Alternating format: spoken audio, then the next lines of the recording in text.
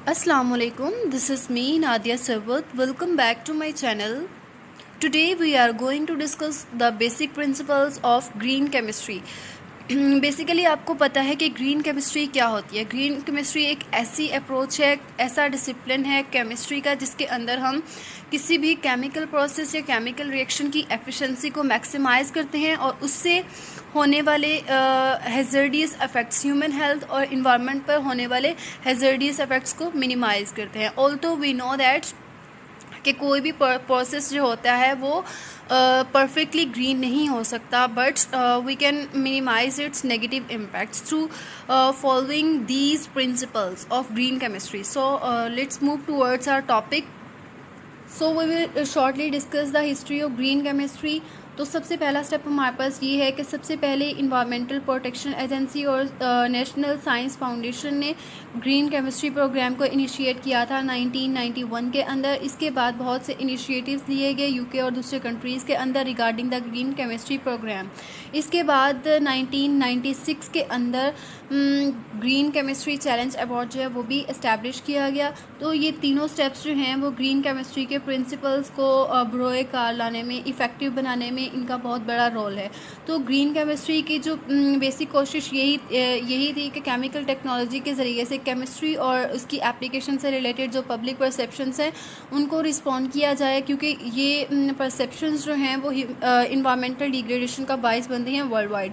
सो इसका एक central M जो था ग्रीन केमिस्ट्री का वो ये भी था कि हम क्लीन और क्लोज लूप प्रोसीजर्स को यूज़ करते हुए ऐसे केमिकल सिंथेसिस प्रोसेसेस और मैन्युफैक्चरिंग मेथडोलॉजीज़ को यूज़ करें जिसके ज़रिए से जो हमारी केमिकल प्रोडक्ट्स हमारे पास एज अ रिज़ल्ट आए उनका इन्वायरमेंट और ह्यूमन हेल्थ के ऊपर कोई भी हैज़ार्डियस इफ़ेक्ट ना हो। सो इस तरह से क्लीन और क्लोज लूप प्रोसीजर्स को यूज़ करते हुए हम ह्यूमन पब्लिक परसेप्शंस को ऑल्टरनेट कर सकते हैं, रिवर्स कर सकते हैं regarding the green by using the green chemistry principles.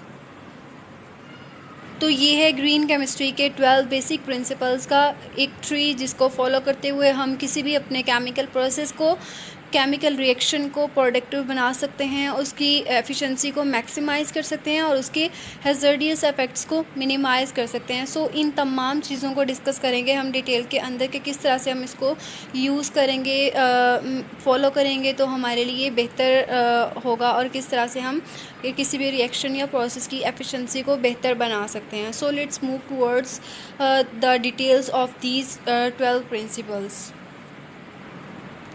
So there are so many principles of green chemistry, but we will discuss the main 12 principles over here. So सबसे पहला principal इसका ये है कि waste prevention is better than waste clean up. जैसे कि इसकी common example मैं दूं कि जैसे कि आजकल घरों में और यूनिवर्सिटीज़ कॉलेजेस के अंदर ये एक बहुत ही ट्रेंड चल रहा है। लोग पता नहीं अपने आप को क्या समझते हैं, गंद फैलाकर कि हमने जो चीज़ खाई है उसको वहीं पे टेबल पर छोड़ के चले जाएंगे। इतना नहीं करते कि हम डस्टबिन में उसको उठाकर फेंक दें। तो अगर कोई हर बंदा ये समझे, अपनी रिस्पॉन्सिबिलिटी समझे कि जो चीज़ मैंने खाई है वो प्लेट या वो जूस का डिब्बा हम डस्टबिन के अंदर डाल दें तो वो हमारे लिए फ़ायदेमंद होगा। हमारा इन्वायरमेंट साफ़ रहेगा, हमारा इन्वायरमेंट साफ़ रहेगा तो हमें साफ़ हवा मिलेगी, उसके कोई हैज़ार्डियस इफ़ेक्ट्स नहीं होंगे। लेकिन अगर हम इसको फॉलो नहीं करते, इस मेन स्टेप को, इस मेन रूल को, प्रिंसिपल को, तो उससे क्या होता है, बहुत से हैज़ार्डियस वेस्ट साइट्स क्रिएट हो जाती हैं, बहुत से वर्ल्ड वाइड प्रॉब्लम्स का बाइस बनता है ये वेस्ट फैलाना हमारे लिए। So this is the main principle that we must have to follow. तो सेकंड हमारे पास प्रिंसिपल ये है कि prevent the generation of waste.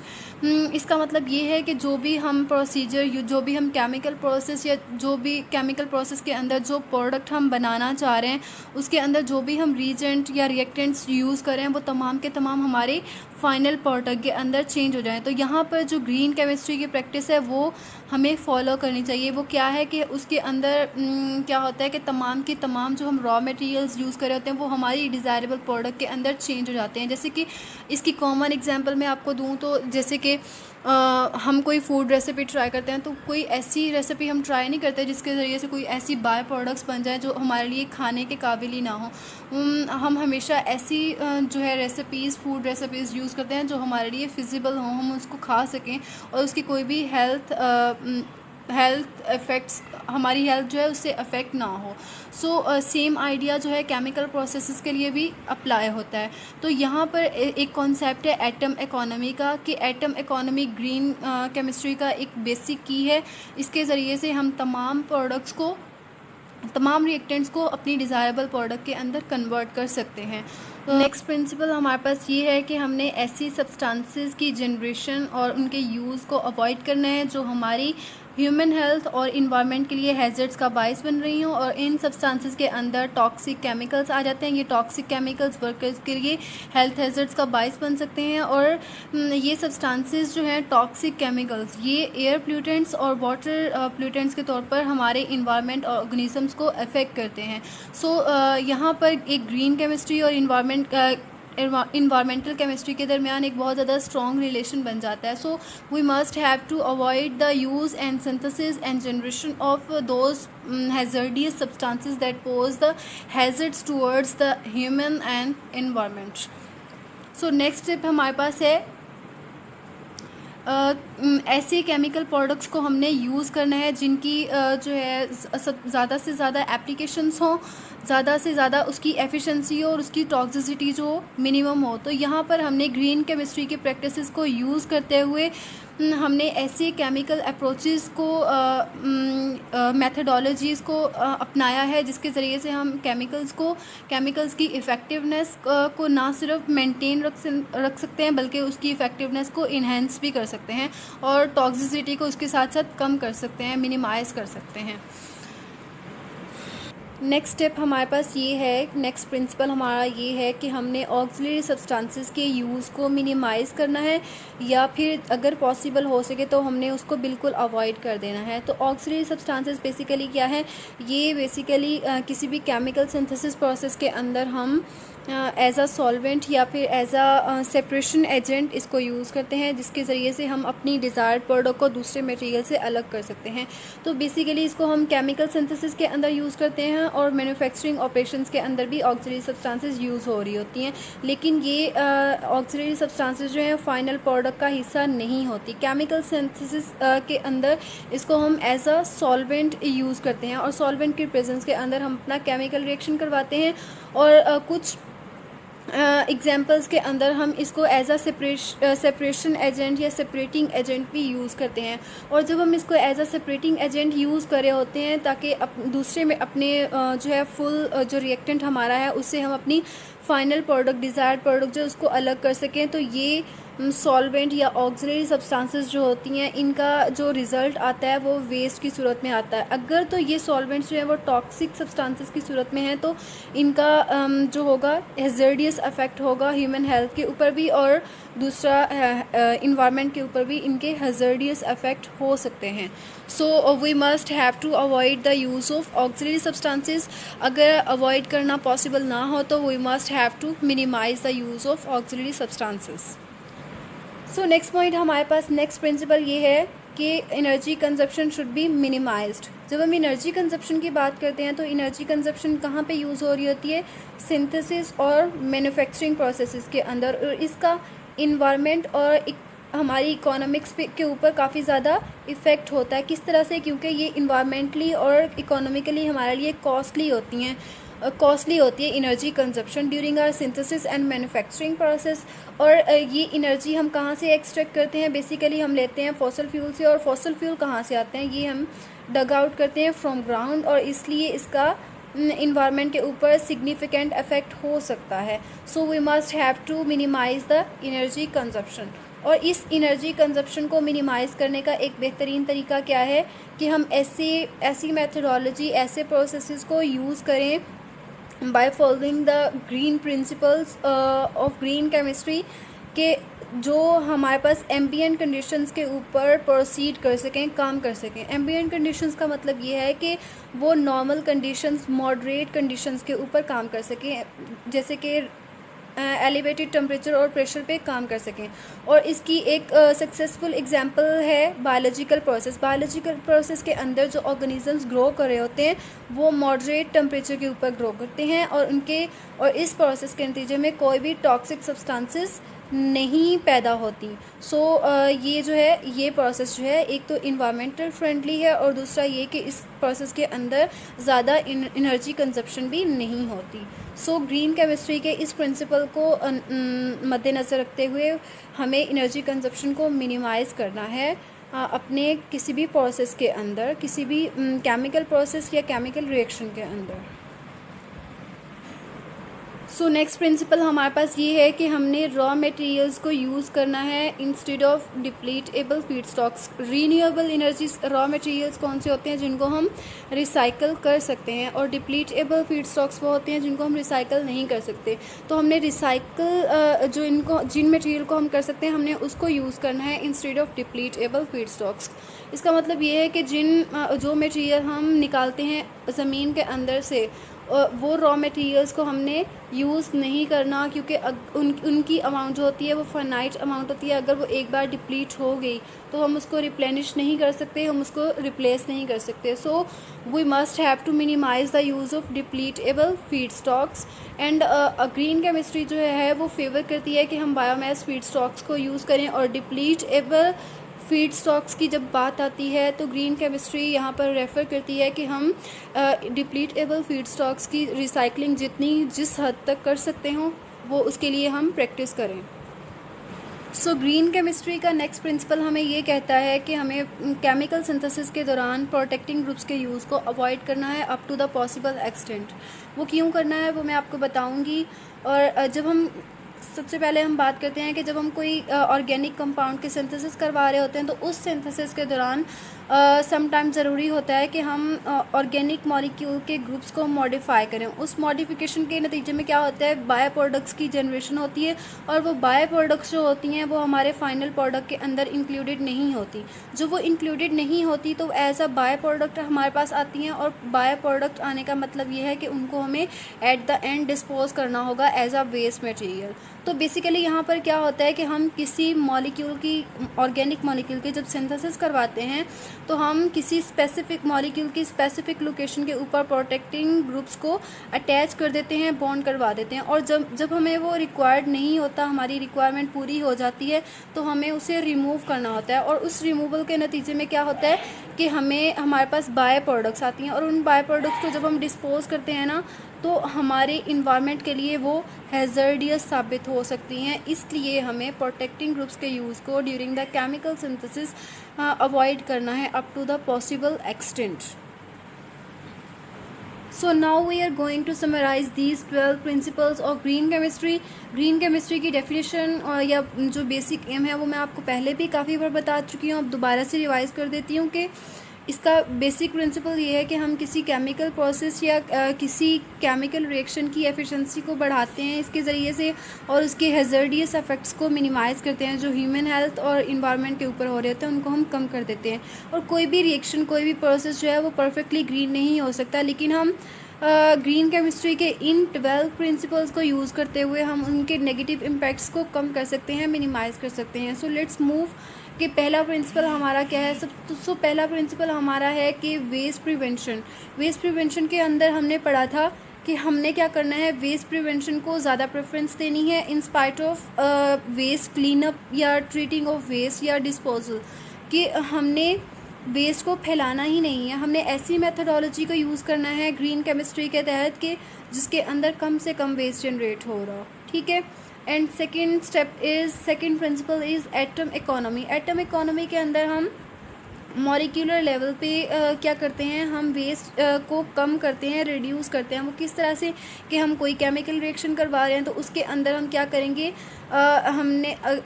हमारा जो तमाम के तमाम रिएक्टेंट्स जो होंगे या रीजेंट्स जो होंगे वो हमारी फाइनल प्रोडक्ट के अंदर कन्वर्ट हो जाएंगे, हमारी डिज़ायरेबल प्रोडक्ट के अंदर कन्वर्ट होंगे। सो कोई भी वेस्ट, कोई बाय प्रोडक्ट इसके अंदर प्रोड्यूस नहीं होगा। और इस एटम इकोनॉमी के ज़रिए से हम किसी भी प्रोसेस की या किसी रिएक्शन एफिशिएंसी को, उसकी एफिशिएंसी को एवेलुएट कर सकते हैं। नेक्स्ट हमारे पास है use of renewable feed stock. वैसे है तो ये 7th प्रिंसिपल, बट हम यहाँ पे ही डिस्कस कर लेते हैं इसको, बाकी के हम नेक्स्ट स्लाइड के अंदर डिस्कस करेंगे। तो use of renewable feed stock का मतलब ये है कि हमने ऐसे केमिकल्स को यूज़ करना है, ऐसे फीड स्टॉक्स को हमने यूज़ करना है जो रिसाइकल जिनको हम रिसाइकल कर सकते हो, जिसके आपको साइन शो कर रहा है कि हम इसको रिसाइकलिंग वाले को हमने प्रेफरेंस देनी है और डिप्लीटेबल सोर्सेज को हमने प्रेफरेंस नहीं देनी। रीन्यूएबल सोर्सेज के अंदर ऐसे सोर्सेज आ जाते हैं जो हम प्लांट से एक्सट्रैक्ट कर रहे होते हैं, और बाकी डिप्लीटेबल सोर्सेज जो होते हैं वो पेट्रोकेमिकल सोर्सेज होते हैं जो हम ज़मीन से या ग्राउंड से एक्सट्रैक्ट करते हैं, और वो उनकी अमाउंट जो होती है वो स्पेसिफिक होती है, वो डिप्लीट हो सकते हैं और उनको हम दोबारा से रिप्लेनिश या रिसाइकल नहीं कर सकते। And the next principle is the reduce the use of derivatives. इसके अंदर हमें क्या करना है, हमने टेम्परेरी डेरिवेटिव्स को कम से कम यूज़ करना है, प्रोटेक्टिंग ग्रुप्स के यूज़ को मिनिमाइज़ करना है। वो क्यों करना है, क्योंकि इसके अंदर हमें बहुत ज़्यादा रिसोर्सेज चाहिए होते हैं और एज अ रिज़ल्ट हमारे पास बाय प्रोडक्ट्स की सूरत में ये सॉल्वेंट्स जिनको हम as a protecting groups use कर रहे होते हैं वो बाय प्रोडक्ट्स हमारे पास रिलीज़ होते हैं, और उन बाय प्रोडक्ट्स को हमें वेस्ट करना होता है, और उसको जब हम डिस्पोज करते हैं एज अ वेस्ट तो वो हमारे इन्वायरमेंट के लिए हैज़र्ड का बाइस बन सकते हैं। So we must have to avoid the use of these protecting groups are derivatives. So next step हमें ये कहता है कि लेस हैज़र्डियस केमिकल सिंथेसिस हमने करनी है। इसका मतलब ये है कि हमने ऐसे केमिकल रिएक्शंस और सिंथेटिक रूट्स को यूज़ करना है जो हमारे लिए सेफ़र हों, जिनके नतीजे में हमारे पास जो वेस्ट है वो कम से कम प्रोड्यूस हो। जब वेस्ट जो होगा वो कम से कम प्रोड्यूस होगा तो इन्वायरमेंटल हैज़र्ड्स जो होंगे वो ऑटोमेटिकली हमारे लिए कम हो जाएंगे। नेक्स्ट स्टेप है डिज़ाइन द सेफ़र केमिकल्स। इसका मतलब ये है कि हमने केमिकल्स के मॉलिक्यूल को इस तरह से डिज़ाइन करना है कि वो हमारे लिए उसकी टॉक्सिसिटी जो है वो मिनिमाइज़ हो जाए, और इसकी हमने पहले ही फ़िज़िकल प्रॉपर्टीज़ टॉक्सिसिटी को प्रेडिक्ट कर लेना है, एवेलुएट कर लेना है, और उसके और इसको हम किस तरह से इसकी टॉक्सिसिटी और फिज़िकल प्रॉपर्टीज़ को एवेलुएट करेंगे, प्रेडिक्ट करेंगे, पहले वो हम थ्रू MSDS करते हैं। और MSDS का लेक्चर था फर्स्ट वाला ग्रीन केमिस्ट्री का lecture, you can have a look on this lecture. और नेक्स्ट पॉइंट है हमारा सेफर सॉल्वेंट और ऑक्सिलरीज। इसका मतलब ये है कि हमने जो भी अपने ऑर्गेनिक मॉलिक्यूल्स के सिंथेसिस के दौरान जो भी सॉल्वेंट्स, जो भी ऑक्सिलरीज हम यूज़ करें, हमने उसकी मिनिमम अमाउंट में उसको यूज़ करना है, ताकि हमारा वेस्ट जो eight the end of reaction produce हो रहा है वो भी कम हो जाए। जब वेस्ट कम होगा तो डेफिनेटली हैज़र्ड्स भी कम हो जाएंगे। नेक्स्ट है 6 point, that is the design for energy efficiency. हमने ऐसी मेथडोलॉजीज़, ऐसे प्रोसेसेस या प्रोसेस यूज़ करने हैं जिनके अंदर कम से कम एनर्जी कंजप्शन हो रही हो। जैसे कि हमने एग्जांपल ली थी पीछे बायोलॉजिकल प्रोसेस की, जिसके अंदर जो ऑर्गेनिजम्स सिंथेसाइज मतलब जो प्रोड्यूस हो रहे थे वो मॉडरेट टेम्परेचर पर हो रहे थे। तो यहाँ पर हमने क्या करना है, ऐसे प्रोसेसेस को यूज़ करना है जो एम्बिएंट कंडीशंस के ऊपर मॉडरेट टेम्परेचर और प्रेशर के ऊपर जो है वो प्रोसेस प्रोसीड हो रहा हो।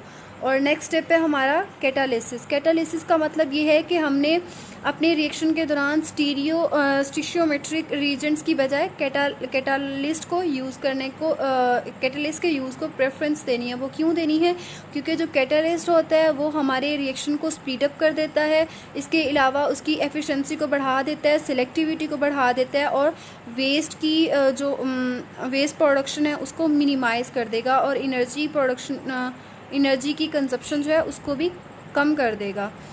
10th पॉइंट है हमारा डिज़ाइन फॉर डिग्रेडेशन। जब हम कोई केमिकल को डिज़ाइन करते हैं तो हमें ये चीज़ भी ध्यान में रखनी है कि जब हम उसको डिग्रेड करें, जब हम उसको डिस्पोज करें तो वो इजीली डिस्पोज हो जाए, और उस डिस्पोजल के नतीजे में वो कोई भी बायोक्यूमुलेटिव या फिर इन्वायरमेंटली प्रेसिस्टेंट केमिकल या प्रोडक्ट ना बनाए। इन्वायरमेंटल प्रेसिस्टेंट या फिर बायोक्यूमुलेटिव का मतलब ये होता है कि ऐसी प्रोडक्ट्स जो इन्वायरमेंट के अंदर जाकर उनको हम डिस्पोज ना कर सकें, उनको हम डिग्रेड ना कर सकें।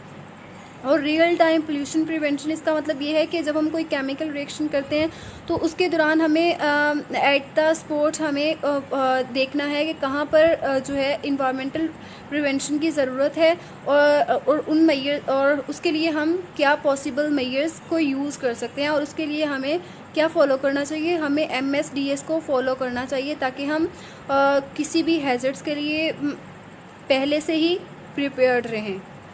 और 12th पॉइंट हमारा है safer chemistry for accident prevention.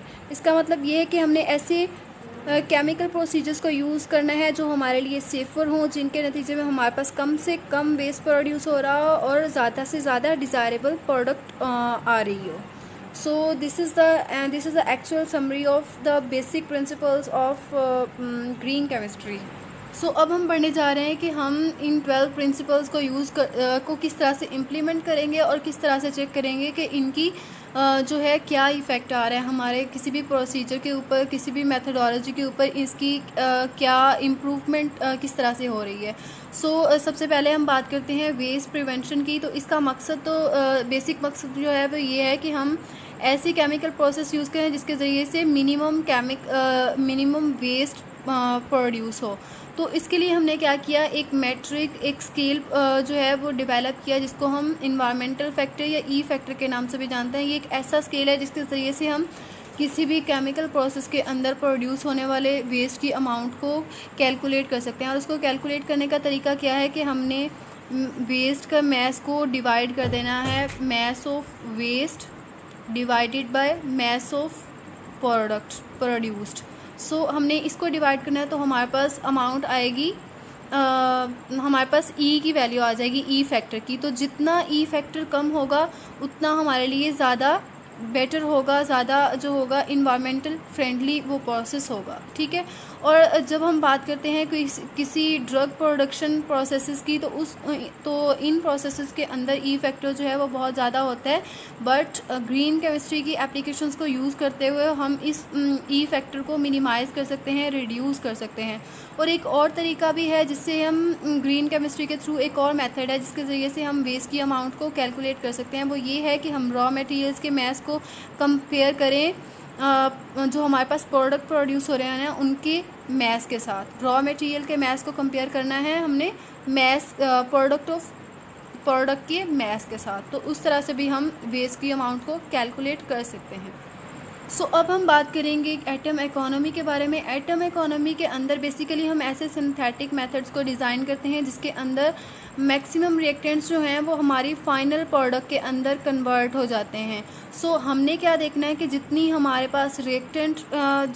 पास किसी केमिकल प्रोसेस या केमिकल रिएक्शन की स्टार्टिंग पॉइंट पर जितनी किसी रिएक्टेंट की या रीजेंट की अमाउंट थी, उतनी ही at the end of chemical process या केमिकल रिएक्शन उतनी ही अमाउंट हमारी यूज़फुल प्रोडक्ट की सूरत में हमारे पास होगी। और किसी केमिकल प्रोसेस के अंदर जितने साइड प्रोडक्ट्स प्रोड्यूस होंगे उतनी ही ज़्यादा उसकी एटम इकोनॉमी जो है वो कम होती जाएगी और उतने ज़्यादा वेस्ट प्रोड्यूस होते जाएंगे। अगर हम देखें तो एटम इकोनॉमी जो है बहुत से तरीक़ों से बेटर ऑप्शन है किसी भी रिएक्शन की एफिशिएंसी को मेजर करने का as compare to yield of a reaction. और जब हम यील्ड की बात करते हैं तो यील्ड के केस में हम सिर्फ ये कंपेयर कर रहे होते हैं कि एक्चुअली हमारे पास यूज़फुल प्रोडक्ट की अमाउंट कितनी है और थ्योरेटिकली हम कितनी अमाउंट एक्सपेक्ट कर रहे थे, और इन दोनों के कंपैरिजन होता है बेसिकली एक्चुअल यील्ड का और थ्योरेटिकल यील्ड के कंपैरिजन को हम यील्ड ऑफ आ रिएक्शन का नाम देते हैं। और ग्रीन केमिस्ट्री के तहत हमने ऐसे प्रोसेसेस को प्रेफरेंस देनी है जो हमारे किसी रिएक्शन या किसी प्रोसेस की एटम इकोनॉमी को मैक्सिमाइज कर सकता है। नेक्स्ट प्रिंसिपल है हमारे पास लेस हैज़र्डियस केमिकल सिंथेसिस। इस प्रिंसिपल के तहत हम क्या करते हैं, हम ऐसे केमिकल को सिंथेसाइज करते हैं जिनके ह्यूमंस के ऊपर लेस हैज़र्डियस इफेक्ट होते हैं, ठीक है। लेस हैज़र्डियस इफेक्ट का मतलब ये है कि इन केमिकल की सिंथेसिस जो होती है वो सेफ़ हो जाती है, उनका कोई टॉक्सिक इफेक्ट जो है वो नहीं होता। और इसका मकसद बेसिकली ये होता है कि हम हैज़ार्डियस केमिकल्स को रिप्लेस कर सकें या फिर उसके यूज़ को जो है बेहतर बना सकें, उसके नेगेटिव इम्पैक्ट्स को कम कर सकें। और एडिशनली केमिकल प्रोसेसेस का एक इफ़ेक्ट ये भी होता है कि इसके नतीजे में जो हैज़ार्डियस वेस्ट प्रोड्यूस होते हैं ना, उनका इन्वायरमेंट के ऊपर और उनका ह्यूमन हेल्थ के ऊपर बहुत बुरा असर पड़ता है। So we must have to use a less hazardous chemical synthesis. So this principle is basically linked with the previous one, that is designing the safer chemical। एक केमिस्ट का बेसिक एम यही होता है कि वो केमिकल प्रोडक्ट्स को जो synthesise करे वो अपने रोल को फुलफिल करें, वो अपने मकसद को पूरा करें, कि बेशक वो मेडिकल है या फिर वो इंडस्ट्रियल प्रोडक्ट है, उनका ह्यूमंस के ऊपर लेस हैज़ार्डियस इफेक्ट और लेस टॉक्सिक इफेक्ट हो। और ये हमें सेफ़र डिज़ाइन जो है वो कैसे पता चलेगा कि हमें सब पहले ये नॉलेज होनी चाहिए कि वो केमिकल जो है वो ह्यूमन बॉडी के अंदर किस तरह से रिएक्ट करेगा और इन्वायरमेंट के अंदर किस तरह से इफेक्ट करेगा। और ये हमें कैसे पता चलेगा, ये हमें MSDS के थ्रू पता चलेगा, जिसको हम ग्रीन केमिस्ट्री के पहले लेक्चर के अंदर डिस्कस कर चुके हैं। आप वहाँ से देख सकते हैं कि किस तरह MSDS हमें गाइड करती है कि कौन सा केमिकल किस तरह से रिएक्ट करेगा, हमें किस तरह से ऑल्टरनेटिव्स यूज़ करने हैं, या फिर कोई हैज़र्ड्स या कोई इंजरी हो जाती है तो हमें कौन सी एड्स जो हैं वो यूज़ करते हुए उनसे बचना है, खुद को सेफ़ रखना है और अपने इन्वायरमेंट को भी सेफ़ रखना है। और हमारे पास कुछ केसेस ऐसे होते हैं जिनके अंदर एनिमल्स और ह्यूमंस के रिगार्ड जो होती है, टॉक्सिसिटी जो होती है वो अनअवॉइडेबल होती है। So we must have to use the alternatives of that. Next step है हमारे पास सेफर सॉल्वेंट एंड ऑक्सिलरीज। ये हम कब यूज़ करते हैं, ये हम अपने रिएक्शन को फैसिलिटेट करने के लिए यूज़ करते हैं। जब हम कोई सॉल्वेंट या सेपरेटिंग रीजन यूज़ कर रहे होते हैं अपने रिएक्शन को फैसिलिटेट करने के लिए तो एट द एंड क्या होता है, ये हमारे पास बाय प्रोडक्ट की सूरत में आते हैं और ये बाय प्रोडक्ट्स को हमें डिस्पोज करना होता है और इस डिस्पोजल के नतीजे में हमारे इन्वायरमेंट पर हैज़ार्डियस इफेक्ट इम्पोज होते हैं। और जैसे कि मैंने आपको बताया कि इन सॉल्वेंट्स और ऑक्सिलरीज के साथ हैज़ार्डियस इफेक्ट एसोसिएटेड होते हैं, वो होते हैं फ्लेमेबिलिटी और वोलेटिलिटी। यूजुअली ये इफ़ेक्ट्स होते हैं और हमें क्या करना है, बाज़ औक़ात ये होता है कि ये सॉल्वेंट्स जो है इनको जो है इनका यूज़ जो होता है वो अनअवॉइडेबल होता है, हमें ये यूज़ करने पड़ते हैं। So we must have to choose in the sense that कि उस रिएक्शन के लिए फिर हमें कम से कम एनर्जी रिक्वायर्ड हो और ये सॉल्वेंट जो है वो कम से कम टॉक्सिसिटी प्रोड्यूस कर रहा हो और इसको हम रिसाइकल कर सकते हों। ठीक है, हमें इस सेंस में अपने सॉल्वेंट्स और ऑक्सिलरीज को चूज़ करना है किसी सिंथेसिस प्रोसेस के लिए। नेक्स्ट पॉइंट है हमारा design for energy efficiency.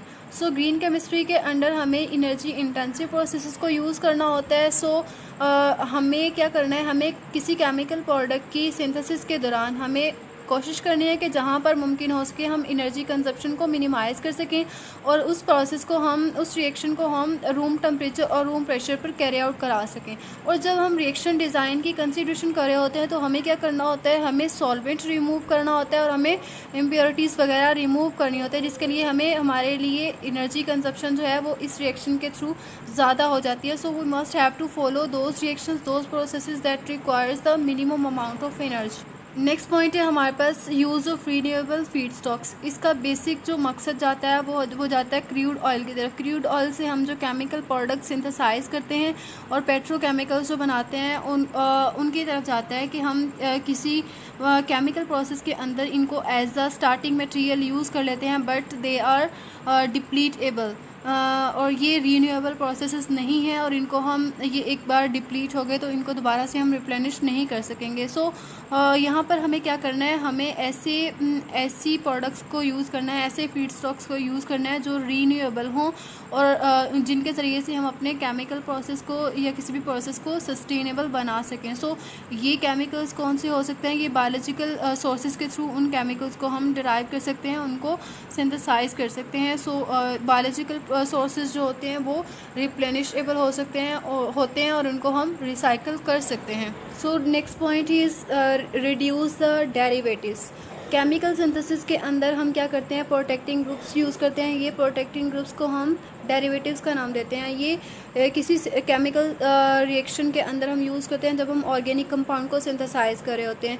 Basically ये क्या करते हैं कि एक स्पेसिफिक ग्रुप की ऑल्ट्रेशन को प्रिवेंट करते हैं, जबकि दूसरे किसी ग्रुप की ऑल्ट्रेशन करवाते हैं, रिप्लेसमेंट करवाते हैं, जिसके ज़रिए से हम अपनी डिज़ायरेबल प्रोडक्ट को अटेन कर लेते हैं। और उसके बाद क्या होता है, हमारे पास बहुत ज़्यादा अमाउंट में वेस्ट जनरेट हो जाता है और उस वेस्ट के नतीजे में हमारे इन्वायरमेंट पर बहुत से हैज़ार्डियस इफेक्ट इम्पोज होते हैं। तो यहाँ पर ग्रीन केमिस्ट्री हमें क्या अल्टरनेटिव देती है? हमें अल्टरनेटिव देती है कि हम इंजाइम को यूज़ करें। इंजाइम क्या होता है? हाईली स्पेसिफिक होता है और ये एक टारगेट मॉलिक्यूल के स्ट्रक्चर के ऊपर ऐसे टारगेट करता है कि उसके लिए हमें कोई प्रोटेक्टिंग ग्रुप या डेरिवेटिव रिक्वायर्ड नहीं होता और हमें अपनी डिज़ायरेबल प्रोडक्ट जो होती है वो भी विद इन द टाइम मिल जाती है। सो इस तरह से हम डेरिवेटिव्स को अवॉइड कर सकते हैं ग्रीन केमिस्ट्री के इस प्रिंसिपल को यूज़ करते हुए, और हम अपने सिंथेसिस प्रोसेस को इन्वायरमेंट फ्रेंडली बना सकते हैं।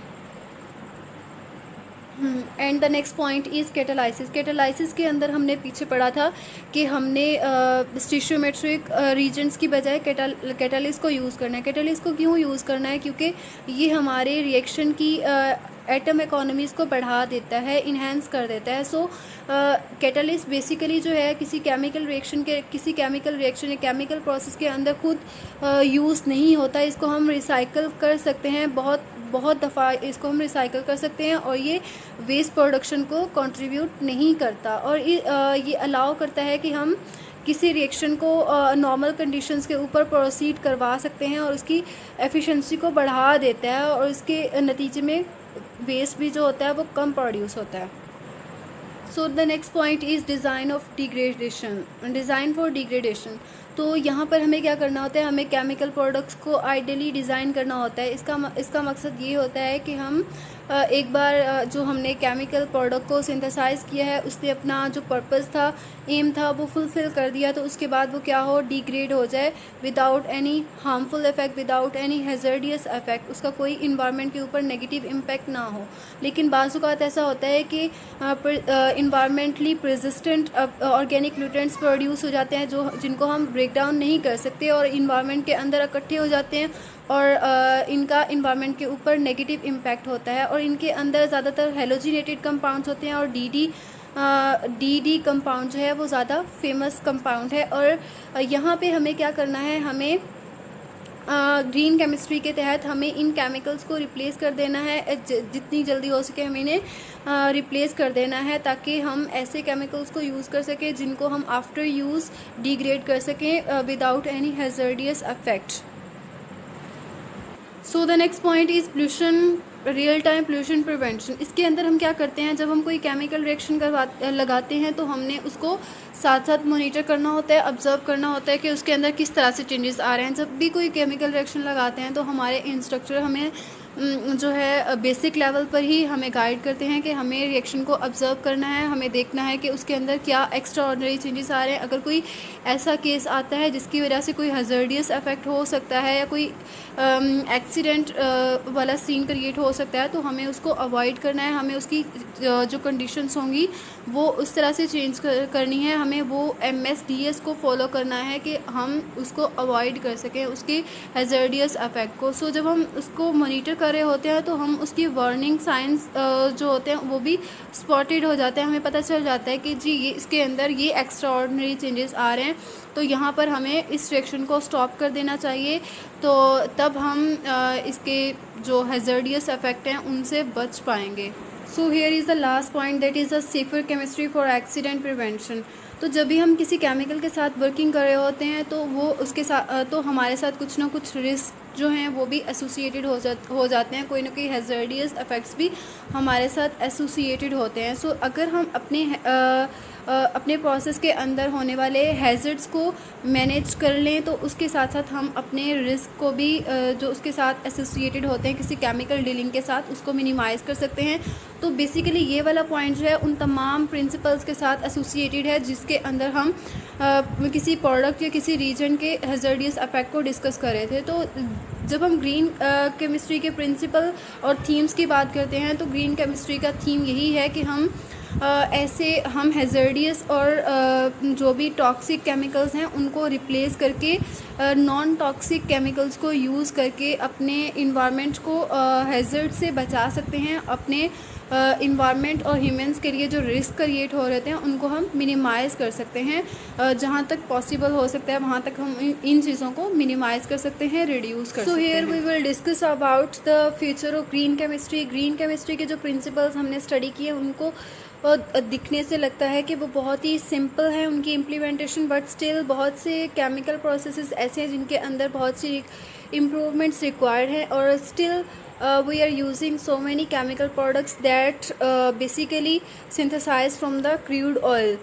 तो ये क्रूड ऑयल जो है ये रीन्यूएबल सोर्स है और रीन्यूएबल सोर्सेज जो है एक तो डिप्लीट हो सकते हैं, इनको हम रिसाइकल नहीं कर सकते। दूसरा ये कि इनसे बहुत सी वेस्ट प्रोडक्ट्स जो है प्रोड्यूस होती हैं। जब वेस्ट प्रोडक्ट प्रोड्यूस होती हैं तो डेफिनेटली बहुत से हैज़र्डियस इफेक्ट भी होते हैं और जब हैज़र्डियस इफेक्ट होते हैं तो जब बहुत ज़्यादा अमाउंट में वेस्ट प्रोड्यूस हो जाएगा तो ज़ाहिर बात है उसके अंदर बहुत सी इकोनॉमी, बहुत सी एनर्जी यूटिलाइजेशन भी रिक्वायर्ड होगी।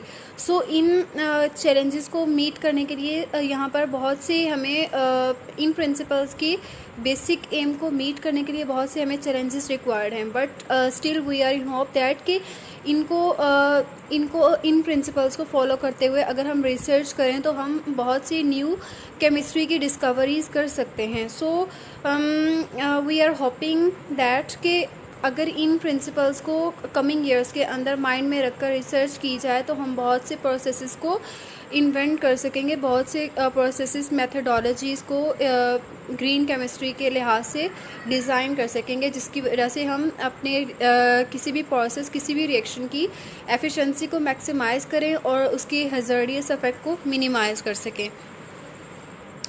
So green chemistry control keys कौन कौन सी हैं और उनको किस तरह से हम यूज़ करते हुए एग्जिस्टिंग प्रैक्टिसेस के जो मैक्सिमम रिस्क थे उनको मिनिमम रिस्क के अंदर अल्टरनेट कर सकते हैं। तो यहाँ पर इसकी जो कीज़ हैं वो ये हैं कि हम अल्टरनेट फीड स्टॉक्स या स्टार्टिंग मटेरियल यूज़ करें। आई मीन टू से कि अगर हम क्रूड ऑयल यूज़ कर रहे हैं या कोई सॉल्वेंट वगैरह यूज़ कर रहे हैं तो हम उसको उस सोर्स को अल्टरनेट कर दें, या अगर हम कोई रीजेंट यूज़ करें तो उस वो रीजेंट अगर हैज़र्डियस है, टॉक्सिक है, तो हम उसको लेस हैज़र्डियस रीजेंट के साथ रिप्लेस कर दें। और नेक्स्ट पॉइंट है सॉल्वेंट भी हम ऐसा यूज़ करेंगे जो कि लेस हैज़र्डियस हो, less consumption of energy required हो और इसके अंदर ज़्यादा इफ़ेक्टिवली वो काम कर सके। और अगर हमारे पास कोई ऐसी हमारी टारगेट प्रोडक्ट कोई ऐसी है कि जो बहुत ज़्यादा हैज़र्डियस होगी, सो हम अपनी टारगेट प्रोडक्ट को भी चेंज कर सकते हैं। ऑल्टरनेट द कैटालाइसिस, ऐसा कैटालिस्ट हम यूज़ करेंगे कि जो बेहतर तरीके से हमारे रिएक्शन को प्रोसीड करवाए, जिसके ज़रिए से हमारी एफिशिएंसी जो है रिएक्शन की वो मैक्सिमाइज़ हो सके। और प्रोसेस मॉनिटरिंग मीन टू से कि रिएक्शन को हमने मॉनिटर करना है और जहाँ पर भी कुछ अनफेवरेबल हमें लगे हमें रिएक्शन को रोक देना है या फिर हमें कुछ मेजर्स को यूज़ करना है बाय फॉलोइंग द MSDS, जिसके ज़रिए से हम अपने इन्वायरमेंट को और ख़ुद को, अपने जो भी वर्कर्स हैं उनको सेफ रख सकेंगे। सो ग्रीन केमिस्ट्री का कंक्लूजन हम क्या निकाल रहे हैं कि ग्रीन केमिस्ट्री के बारे में जब भी हम सोचते हैं तो इसका मतलब ये है कि ग्रीन इन्वायरमेंट, और इसके ज़रिए से हम ऐसी प्रोडक्ट्स बनाते हैं जिनको हम रिसाइकल कर सकते हैं और वो प्रोडक्ट्स जो है बेसिकली प्लांट्स और ऑल्टरनेटिव एनर्जी सोर्सेज से आती हैं, मीन टू से रीन्यूएबल एनर्जी सोर्सेज से हम बनाते हैं। और टेक्निकली अगर हम ग्रीन केमिस्ट्री के डिज़ाइन के बारे में बात करें तो केमिकल प्रोडक्ट को हम ऐसे डिज़ाइन करते हैं, ऐसे केमिकल प्रोसेसेस को डिज़ाइन करते हैं जिसके अंदर हम अपने हैज़र्ड्स को, अपनी जो भी हैज़र्डियस सब्सटेंसेस हैं उनकी एलिमिनेशन कर देते हैं और उनकी जो भी हैज़र्डियस इफेक्ट हैं उनको मिनिमाइज़ कर देते हैं, रिड्यूस कर देते हैं। सो ग्रीन केमिस्ट्री का एक ऐसा डिसिप्लिन है जिसके ज़रिए से जो कि ह्यूमन हेल्थ और इन्वायरमेंट के लिए बहुत ज़्यादा बेटर है।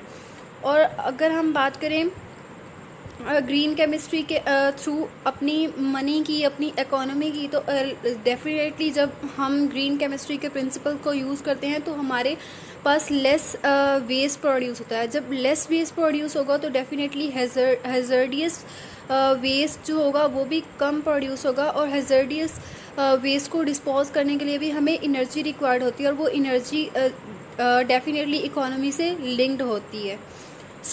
जब हम ग्रीन केमिस्ट्री की बात करते हैं तो ग्रीन केमिस्ट्री पोल्यूशन प्रिवेंशन के लिए भी काम करता है। इसके लिए जो भी हम केमिकल प्रोडक्ट प्रॉपरली डिज़ाइन करते हैं वो ऐसा होता है जो हमारे इन्वायरमेंट के लिए, हमारे ऑर्गेनिजम्स के लिए, प्लांट्स और एनिमल्स के लिए जो है वो बहुत ही फ्रेंडली होता है, उसके कोई भी हैज़र्डियस इफेक्ट नहीं होते। सो this is all about the principles of green chemistry. Thank you so much for watching. Allah Hafiz.